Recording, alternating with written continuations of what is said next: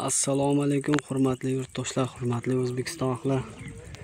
Sherzat akamning fermasida nimalar bo'lyapti yurtdoshlar, tomosha qilinglar. Voy boy, mana barakalari tomosha qilinglar, klientlari qaranglar.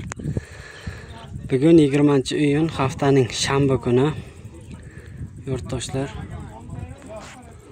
mana mollarimiz. Voy joning sog' bo'linglar. Birinchi qoringa yetuk bo'g'ozlar.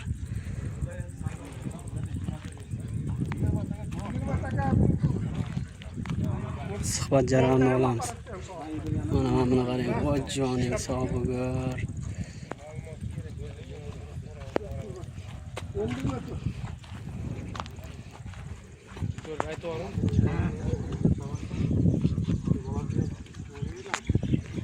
Anaki.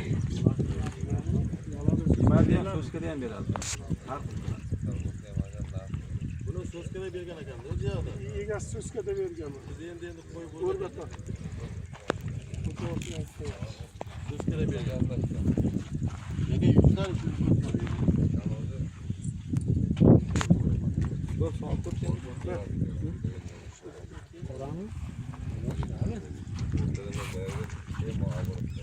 Nechinchi qoringa Sharob aka bu? Birinchi qorin. Birinchi qorin. Suti nechta chiqadi Xudo xolasa? Buni suti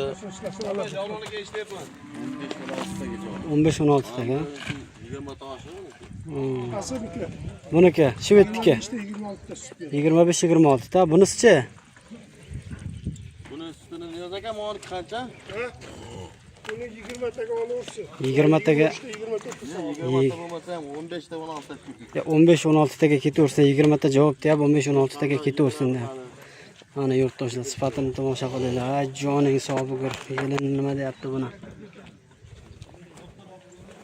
So'qollarimi? Lekin mollar ko'p. Kevorasizlar yurtdoshlar.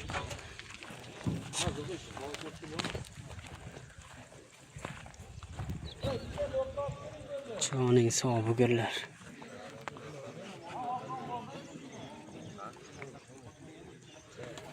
Sog' bo'linglar, salomat bo'linglar. Kevorasizlar yurtdoshlar.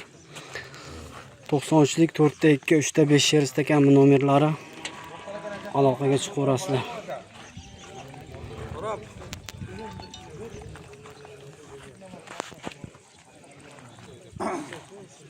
Assalomu alaykum Sherzat aka. Charchamayapsizmi?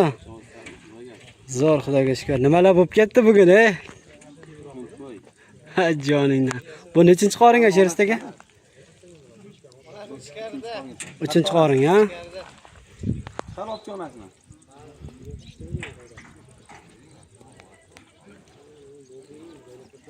Doktor aka o'shalarni joyida qotib tekshirib bering.